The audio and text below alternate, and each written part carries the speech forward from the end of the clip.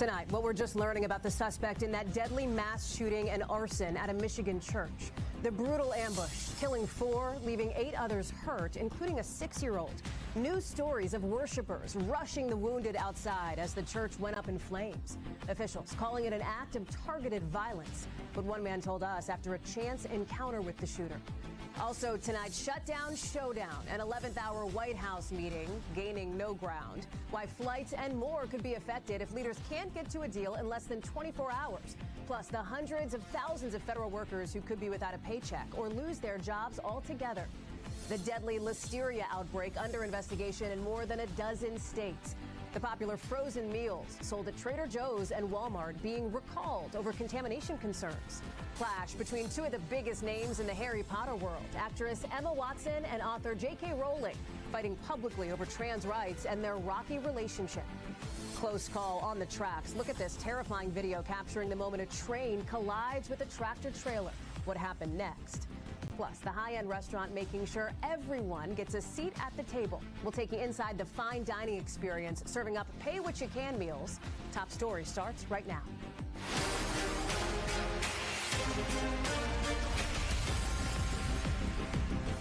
Good evening. I'm Hallie Jackson in for Tom tonight, and we begin here with new reporting in that horrific shooting and arson attack at a Michigan church.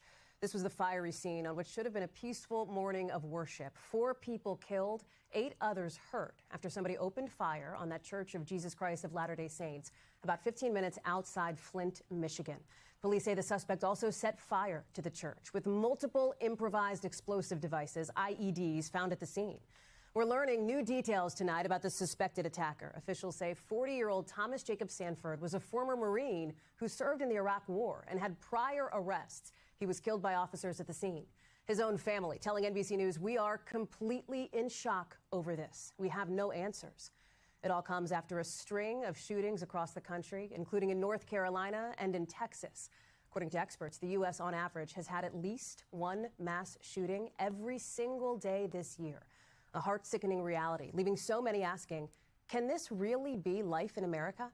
Our Maggie Vespa is in Grand Blanc, Michigan, and leads us off tonight. From above in Grand Blanc, Michigan, investigators comb charred rubble looking for a motive in Sunday's attack on a Church of Jesus Christ of Latter-day Saints. The FBI is investigating this as an act of targeted violence. Can you tell us who you believe the target was? A specific person, the LDS Church, another group? As of right now, again, as this is an ongoing investigation, what I would say is when I say targeted violence, I mean targeted within our state and within our community. Chris Johns has his own suspicions. He asked you, what do you think of Mormons? Yes, that is his question. Johns is running for city council in the area, and last week, while campaigning, says he drove up to the home of 40-year-old Thomas Jacob Sanford, who first asked him his views on guns, then Mormons, adding he dated a woman in Utah. He said Mormons are the Antichrist, and he said it in a very matter-of-fact. He said Mormons are the Antichrist. Just like that. Deadpan, matter-of-fact. Johns said Sanford remained calm. Days later, Johns saw his picture, identified as the gunman in Sunday's attack. Authorities now saying Sanford had multiple past arrests, including one for burglary. Chilling when you saw what happened? Extremely. In a statement provided exclusively to NBC News, the gunman's father writing, "We are devastated. We don't know what to think." Calling Sanford a Christian and a loving father, son, and husband. The statement adds he was a Marine, and we are completely in shock over this. We have no answers. Authorities say 4 are dead and 8 injured. The youngest person hurt, a 6-year-old child. When Sanford's truck crashed into the church, Paul Kirby, there with his family, ran to help. I saw the gun and him starting to shoot, and I turned and ran. Went back towards the doors. I got a little bit of shrapnel in my left leg. You said you ran back in toward your family, just wanting to save your wife and kids.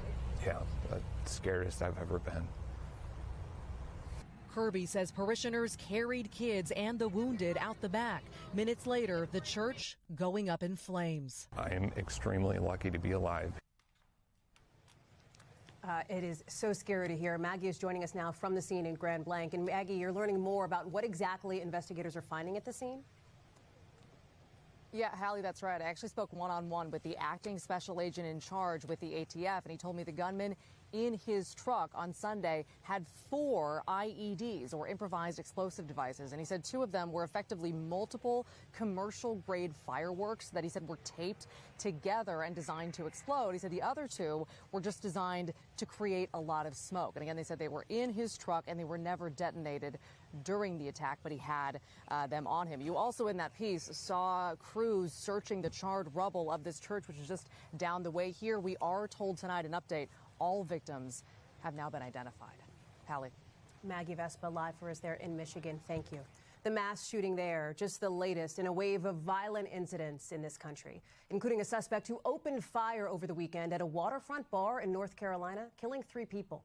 NBC's Aaron Gilchrist has the latest. This waterfront bar, popular with tourists, the scene of another horrific mass shooting.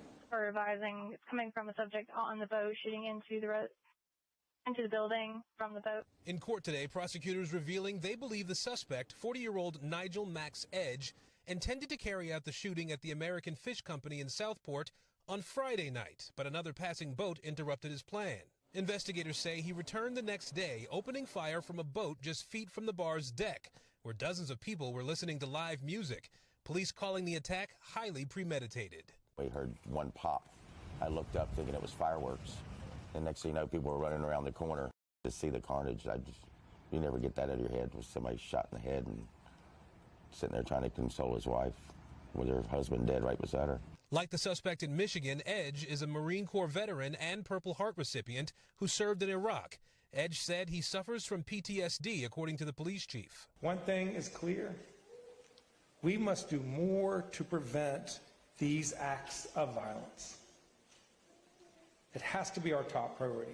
There have now been 324 mass shootings in the U.S. this year. Experts say attacks motivated by both ideology and fame are on the rise. Kind of becomes a bit of a snowball effect where there are more violent role models out there, and then those violent role models can inspire new copycat attacks by people who want to be like them.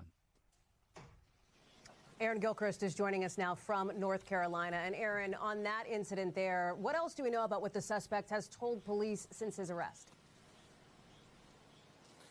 Well, police haven't revealed a lot about what the suspect is saying in detention. As a matter of fact, in the detention center right next to where we're standing, we do know from investigators that they believe that he has given some indication that about his military service. They say he is identified as a combat veteran, also that he identified as having PTSD. We did hear from prosecutors in court today that they believe he may have had a traumatic brain injury, just sort of giving us some insight into the suspect here, into who the person they believe was responsible for the attack on that bar 2 nights ago.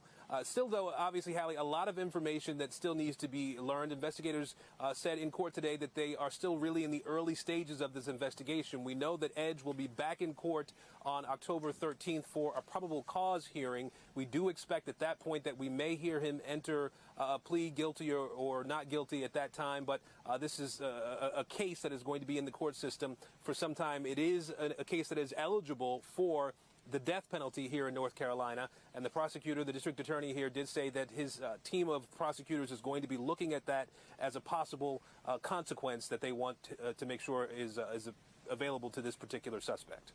Okay. Aaron Gilchrist in a wet and rainy North Carolina for us tonight. Aaron, thank you. Let's bring you here to Washington now with the countdown on to a shutdown, maybe, if leaders cannot get to a deal in just about 24 hours from now. And not much sign of progress, even after a high-stakes meeting at the White House today. Our chief Capitol Hill correspondent Ryan Nobles has the latest. Just a little more than 24 hours from a partial federal government shutdown, tonight congressional leaders and President Trump appear no closer to striking a deal to keep the government open.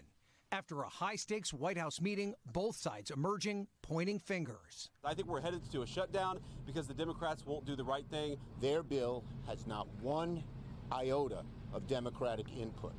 That is never how we've done this before. House Republicans already passed a spending bill to keep the government open, but so far cannot get enough Democratic votes to pass it through the Senate.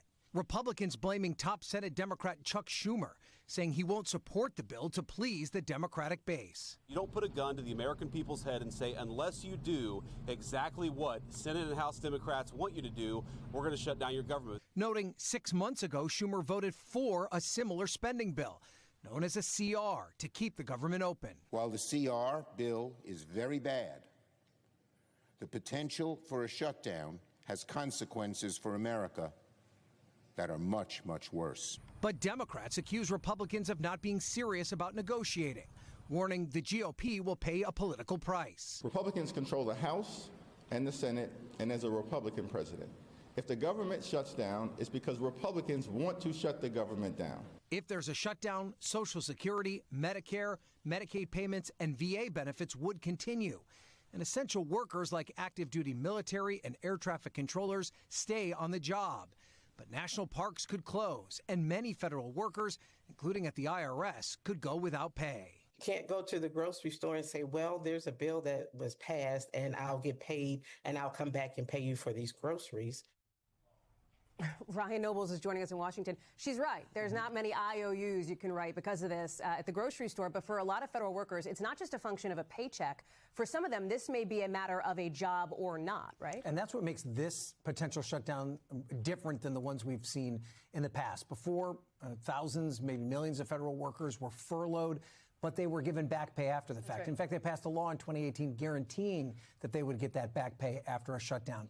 That's not the case this time around because the White House has indicated that they may go as far as to just outright laying people off permanently as a result of this shutdown. And the president said in an interview with our Michelle Cinder over the weekend that he feels like he may have to do that. So that's a real threat. So if you're a federal worker right now, that's got to be in the back of your mind. Even if you're not a federal worker, you may feel some of the impacts, maybe not Wednesday if this happens or Thursday or Friday, but perhaps in a few weeks from now if this drags on. Yeah, I mean, there's like the direct impact. If you're planning a family vacation that includes a trip to a national park, that national park will likely be closed. But if this drags on for an indefinite amount of time, you could just see government services start to suffer. For instance, if you're a TSA agent, you've got to come to work even though you're not getting paid.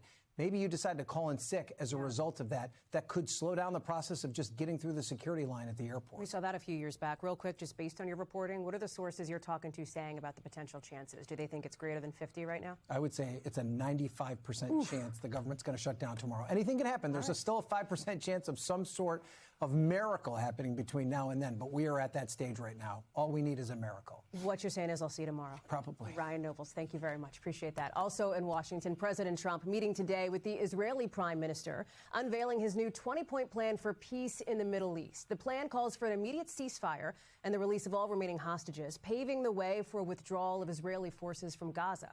It is a major announcement, but it comes with a major catch. Israel has agreed to this, but will Hamas? Gabe Gutierrez is at the White House. Nearly 2 years after the Hamas October 7th terror attack started the war in Gaza, tonight President Trump mixing hyperbole with diplomacy. One of the great days ever in civilization. As he unveiled a new framework for a ceasefire deal. We're at a minimum very, very close, and I think we're beyond very close. Meeting with Israeli Prime Minister Benjamin Netanyahu here at the White House, who says Israel is on board. I support your plan to end the war in Gaza, which achieves our war aims. The proposal would begin with an immediate ceasefire, requiring Hamas release all of its hostages within 72 hours in exchange for a phased withdrawal of Israeli troops and the release of Palestinian prisoners. Plus, full aid would be sent into Gaza. I challenge the Palestinians to take responsibility for their destiny, because that's what we're giving them. The plan requires Hamas disarm. An international stabilization force made up of troops from Arab nations would provide security.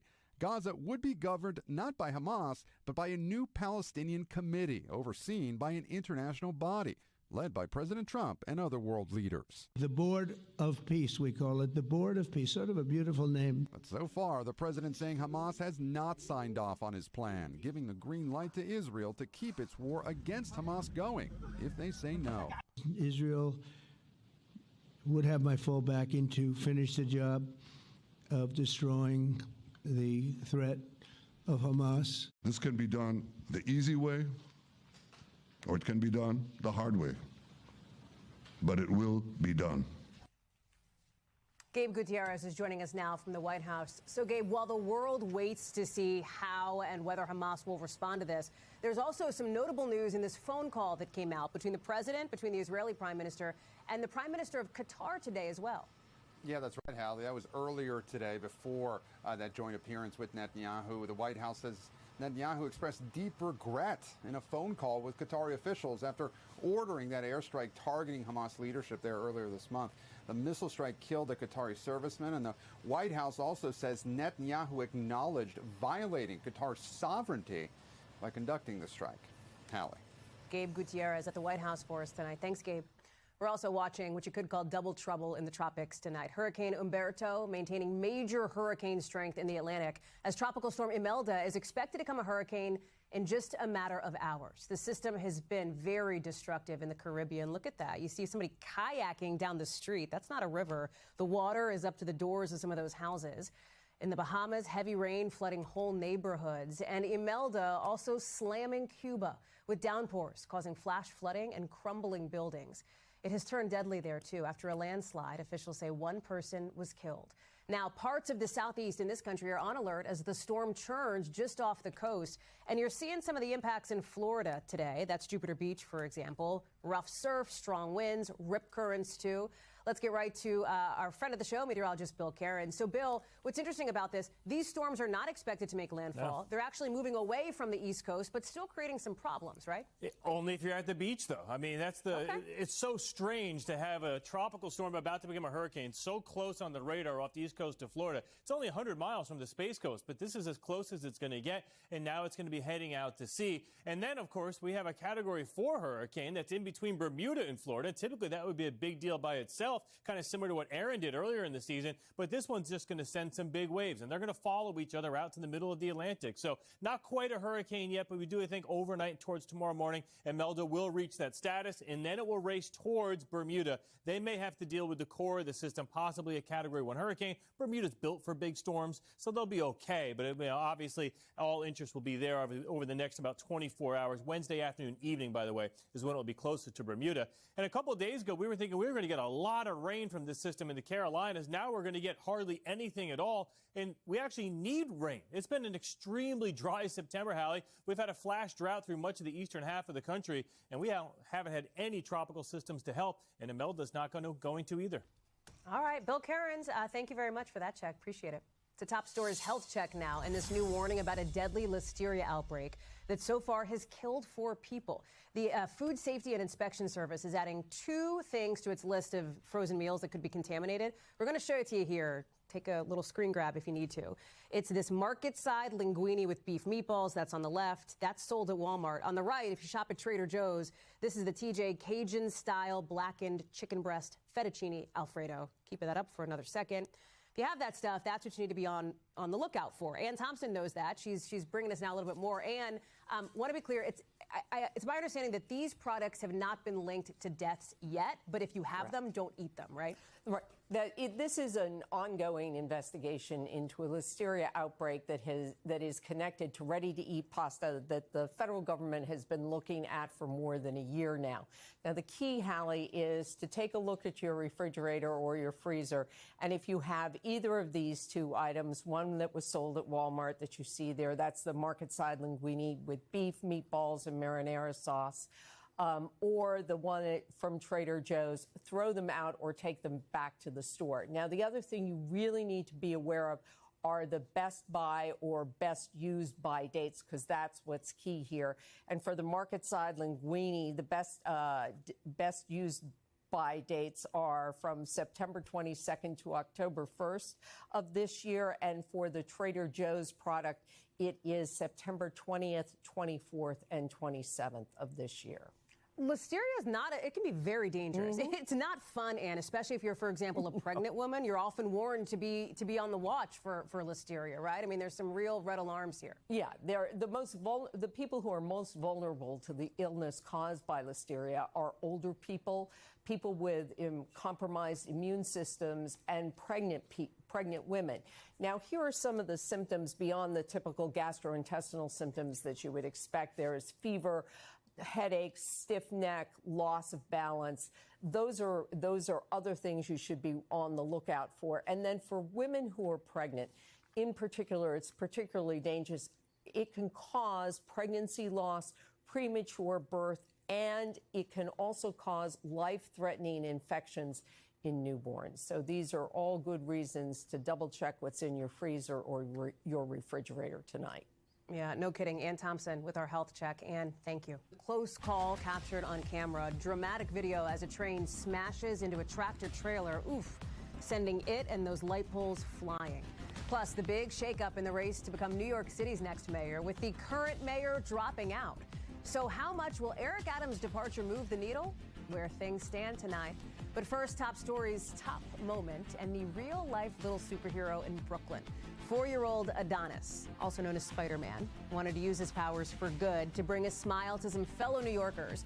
So without his mom knowing why, he spent 2 days cutting out paper hearts to share with subway riders in the morning. And let me tell you, they loved it. Watch this. The train is coming. You gotta hurry up.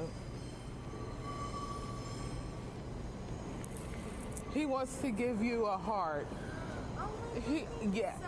He's been cutting them out all week, and I didn't know why, but now I see why. Aww, that is a surprise for everybody, including Mom Andrea, who tells Top Story she is so proud of her son. You know what?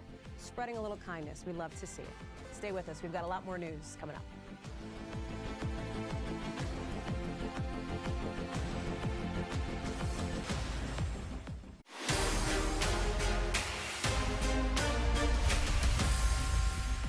Back now with Top Story's news feed, starting in Utah, where a hearing was held today for the suspect charged with killing conservative activist Charlie Kirk. 22-year-old Tyler Robinson is being held without bond on charges of aggravated murder, among a number of other offenses, of course, after the assassination of Kirk while he was at an event at a college campus in Utah. Robinson has a new legal defense team, and they are now asking a judge for more time to review all the evidence in this case. Prosecutors have said they plan to seek the death penalty. We'll be looking ahead to that next hearing at the end of October. And new tonight, YouTube's parent company, Alphabet, is agreeing to pay President Trump $22 million to settle a lawsuit over the suspension of his YouTube account. Do you remember this? The president was temporarily banned from the platform after the January 6th attack on the Capitol. Now, some of this settlement money is said to be going towards construction of the White House ballroom, that new ballroom on the East Wing. Meta and X have already settled similar lawsuits with President Trump earlier this year. And got to show you this really dramatic video capturing the moment a train slams into a tractor trailer stuck on the tracks. This is in upstate New York. Watch this. So this driver, you see him, he's kind of trying to do a U-turn there off the tracks. Boom, there goes the train. So scary. The trailer ends up flying, taking down at least one of those railroad signals there. Fortunately and incredibly, when you look at this, nobody was hurt in the crash. Police are obviously looking into it. And Firefly Aerospace's Alpha rocket exploding during a pre-flight test in Texas. Look at the fireball here. You see the video showing it bursting into flames just moments before its 7th ever flight. Firefly says all of its staff is safe. No other facilities were damaged in this explosion. It does mark Firefly's latest setback. Back in April, another Alpha rocket lost a first-stage booster not long after separating from the upper stage. To the latest now in President Trump's push to deploy troops in American cities in what he calls an effort to crack down on crime.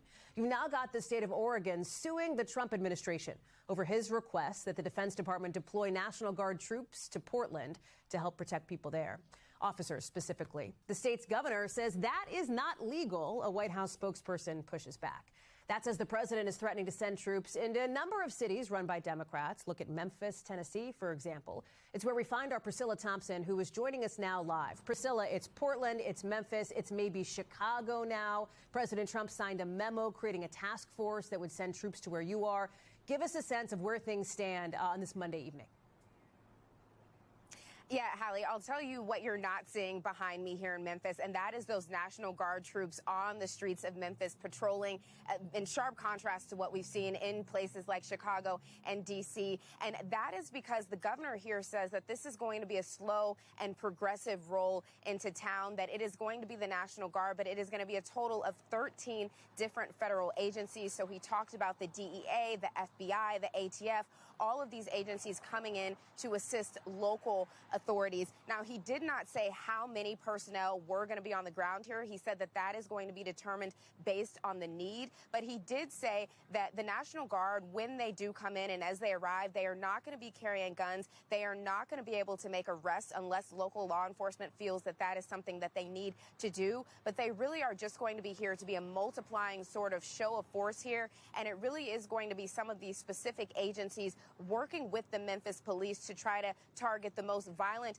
criminals, the most violent crimes in the city. But I will tell you, when you look at the crime stats right now, they're all down. Crime overall in the city is down by 25%, according to the stats that have been released by the police department. And you have crimes like murder, aggravated assault, sexual assault, robbery, burglary, larceny, motor vehicle theft, all of them at years-long lows here.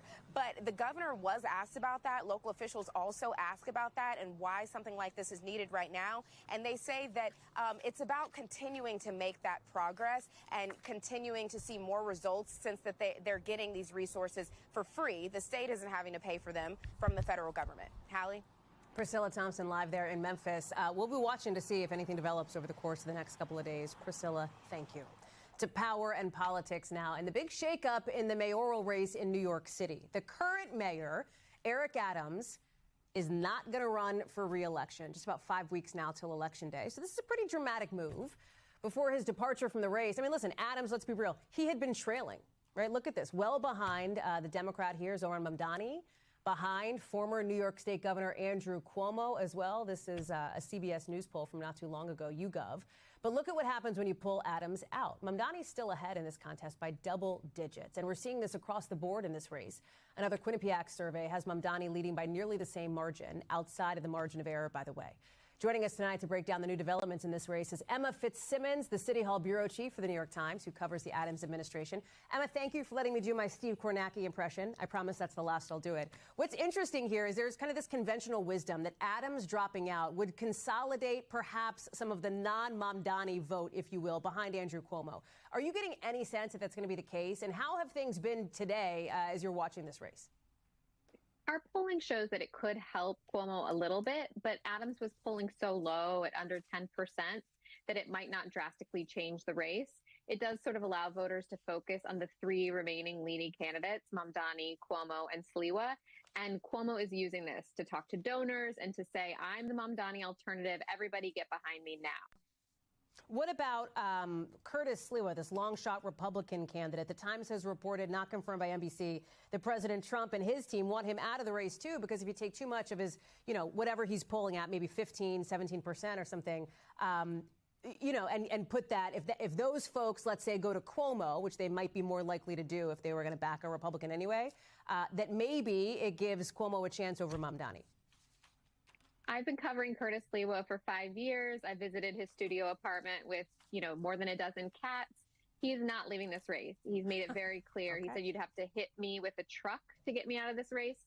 And so he's saying he's not leaving the race. But I think Cuomo wants to sort of sideline him. Trump came out and said that he's not ready for primetime Sliwa and made fun of his cats. And so I think the goal here from Trump and Cuomo is to sideline Sliwa, say he's not a serious candidate.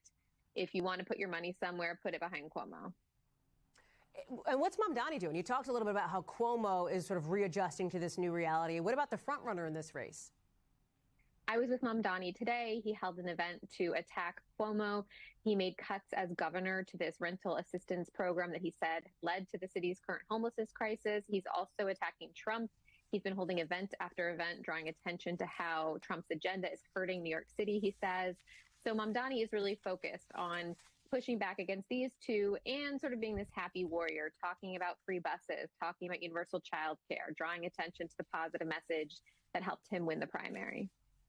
For folks who don't live in New York City who are going, well, wait a second, Hallie, why are you and Emma talking about this, right? How does it affect my life? I think there is some degree of speculation inside those who cover politics, political observers, let's call them, that there may be something to extrapolate nationally about the way Zohran Mamdani, for Democrats, has run this race, has emerged as the front runner for now, in the biggest city in the country here. There's also been this huge spotlight on Eric Adams nationally. because of course, the federal corruption case against him that was ultimately then dropped by the Trump administration that said they needed the mayor's help to basically combat, they needed him on board for its immigration efforts and crackdown in that city. What is Mayor Adams going to do next? It remains to be seen. This is sort of a parlor game in New York City politics. What will he do next? Will he work for the Trump administration? Could he become a Fox News, talking head? Might he try to work in the private sector and make some money? He doesn't have a lot in the bank right now. But look, the mayor of New York City is a national figure. Some people say it's the second most stressful job after being the president. And so there are national tones to this race. I think Mamdani, some people will say he's a really uniquely charismatic candidate who ran a really good primary, and there aren't national implications, but he's close with AOC. And she's argued that this is an example of the generational change that needs to happen in the Democratic Party. Mamdani's only 33 and represents this sort of new millennial politics. Emma, it's such a good point, too. There's some real specifics that are particularly unique to this individual race. Emma Fitzsimmons with the Times. Thank you very much for being with us. Good to see you.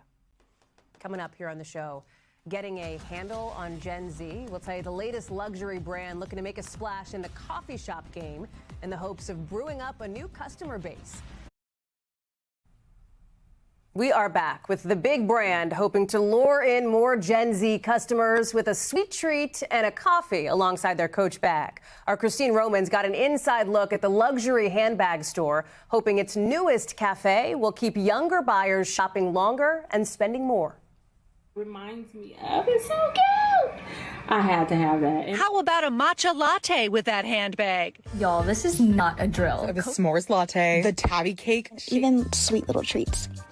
Coach hoping to build brand buzz for a generation raised on online shopping, now thirsty for experiences. What do handbags and coffee, how do they go together? It's really all about the experience. Gen Z really wants tactile experiences, right? I think this experience is going to drive even more people to our brand. Gen Z and millennials making up nearly 70% of Coach's new customers in North America last quarter. Think less click and ship and more shop and sip.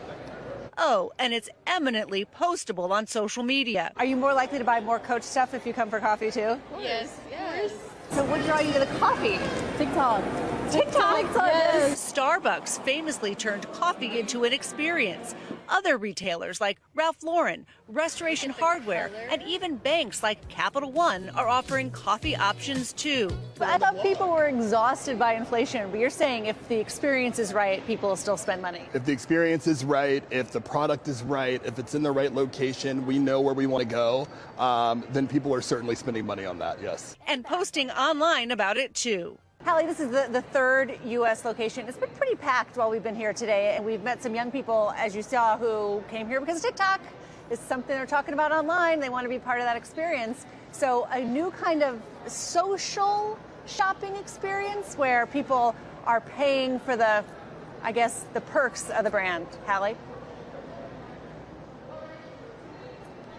Turning now to top stories global watch, starting in Vietnam, where at least 13 people have been killed, nearly 50 others hurt after a powerful typhoon ripped across the country's coastline. Look at this. Some of the damage here: roads flooded, power lines snapped, and homes destroyed. That's after Typhoon Boyaloy, with intense rain, lots of wind, and waves up to 26 feet high. Officials are scrambling to find the multiple people still missing. Also tonight, the Taliban releasing another American citizen who'd been held in Afghanistan. You see Amir Ameri on the far left there, now the 5th American freed this year after U.S. officials met with Afghan leaders over the weekend. Secretary of State Marco Rubio also praising Qatar for helping to get him released. Ameri has been in Afghanistan since December, but it's not clear why exactly he was detained in the first place. And where do you see the video captured by a travel blogger in Russia? A group of polar bears living inside an abandoned research station from the Soviet era. Look at this. The bears roaming around the buildings, peeking through the windows. One of them even tries to bite the blogger's drone. Look at that as it flies a little too close. This station's on a small island off Russia's northeastern coast. Scientists apparently abandoned it back in the early 90s after the Soviet Union collapsed. Also tonight, a new twist in the falling out of two of the biggest names in the Harry Potter universe. Author J.K. Rowling blasting actress Emma Watson, who's now opening up about her complicated relationship with the controversial creator of the Potter universe. Our Gotti Schwartz explains. Tonight, a public controversy brewing between Harry Potter author J.K. Rowling and one of the biggest stars of the iconic franchise. I can love her. I can know she loved me. Emma Watson, who starred as Hermione Granger in 8 Harry Potter films starting at age 10. It's Leviosa, not Leviosa. Opening up in a rare interview for On Purpose with Jay Shetty. Honestly, just as a young woman, for her to have written that character, created that world, given me an opportunity, there's just no world in which I could ever cancel her out or cancel that out for anything. She talked about the mixed feelings she holds for Rowling, who has been criticized for supporting anti-trans legislation. I just don't know what else to do other than hold these two seemingly incompatible things together at the same time and just hope maybe they will one day resolve. But Rowling slamming her comments in a post on X, writing, like other people who have never experienced adult life uncushioned by wealth and fame, Emma has so little experience of real life, she's ignorant of how ignorant she is. She'll never need a homeless shelter. She's never going to be placed in a mixed-sex public hospital ward. I'd be astounded if she's been in a high-street changing room since childhood. Rowling has been outspoken about her beliefs for years. In 2024, Rowling writing an essay in which she questioned whether more people have come out as transgender as a result of a contagion fueled by social media. Saying that year on X, there are no trans kids, no child is born in the wrong body. In 2025, Rowling celebrated the UK Supreme Court ruling that trans women cannot legally be defined as women under the Equality Act, and using the phrase TERF, meaning trans exclusionary radical feminist, writing it's TERF VE Day, comparing the ruling to VE Day that ended World War II. Watson hoping the online debate can someday happen in person, perhaps even reaching an understanding. I think the thing I'm most upset about is that a conversation was never made possible. So you remain open for that dialogue? Yeah, and I always will. Gotti is joining us now from LA. So Gotti, you know there's this Harry Potter series in production. It's going to come out in a couple of years on HBO, 2027. And already we've seen calls from Hollywood to boycott. How much of a factor is that? Yeah, I mean, that's still yet to be seen. And the calls to boycott from Hollywood, right now, we've counted 2 big ones. Pedro Pascal commented on somebody's post on social media calling for a boycott. Nicola Coughlan over from Bridgerton also made a post about not wanting to touch a new show with a 10-foot pole. But, Hallie, as you mentioned, like whether this is going to have any bearing on the TV production of the most popular book series of all time, that is still yet to be seen. This show isn't going to be out until 2027. They are giving it the full HBO treatment. All 7 Harry Potter books, they're going to be remade into a full season each. All of them are getting a new cast, so new Harry Potter, new Hermione, new Ron, and that show is supposed to be much closer to the original books. And of course, J.K. Rowling is going to be one of the executive producers. Allie? Super interesting. Gotti Schwartz, thank you for that. Coming up next here on Top Story, imagine going out to eat, getting the check, and being told, pay what you can. In this economy, how one restaurant in New York is giving guests a taste of high-end dining without the sky-high price. Just ahead. One New York City restaurant is setting the table, so to speak, for a new trend. It's a pay-what-you-can fine dining experience that lets anybody who makes any kind of money get some of the best bites for the fraction of the price. Here's Erin McLaughlin. At first glance, this looks like a fancy dinner out at a pricey New York restaurant. Fresh, locally sourced food prepared by an award-winning chef. The multiple little dishes with corn, it's like, I've never thought about those things so intensely. The twist? Everyone who sits down for the 5-course set menu pays what they can, with a sliding scale of $15, $45, or $125. It's opaque, that is to say, you don't know what I'm paying and I don't know what you're paying, and it's self-described. It's an honor system that's the brainchild of former New York Times food columnist Mark Bittman. The Community Kitchen is a new nonprofit restaurant now open for the next few months. This is great food sourced locally, cooked by people who are being treated well, and anyone can afford to eat it. Chef Mavis J. Sanders takes us through the morning's haul from the farmer's market. So we just got these peas in, and they taste delicious. They're amazing. Right. I love that you're competing with Michelin star restaurants for your ingredients. I love that I'm winning. And for Mavis J., this is personal. When I was young and I was working in Michelin star kitchens, and then I would go back home to Georgia and I couldn't find the same kinds of like fresh vegetables. How satisfying is it to be able to serve up this food? It's amazing. At this community kitchen, the best bite is knowing everyone can afford one. Erin McLaughlin, NBC News, New York. Our thanks to Erin for that one, and our thanks to you for watching Top Story. For Tom Llamas, I'm Hallie Jackson in Washington. Stay right there. We've got a lot more news now on the way.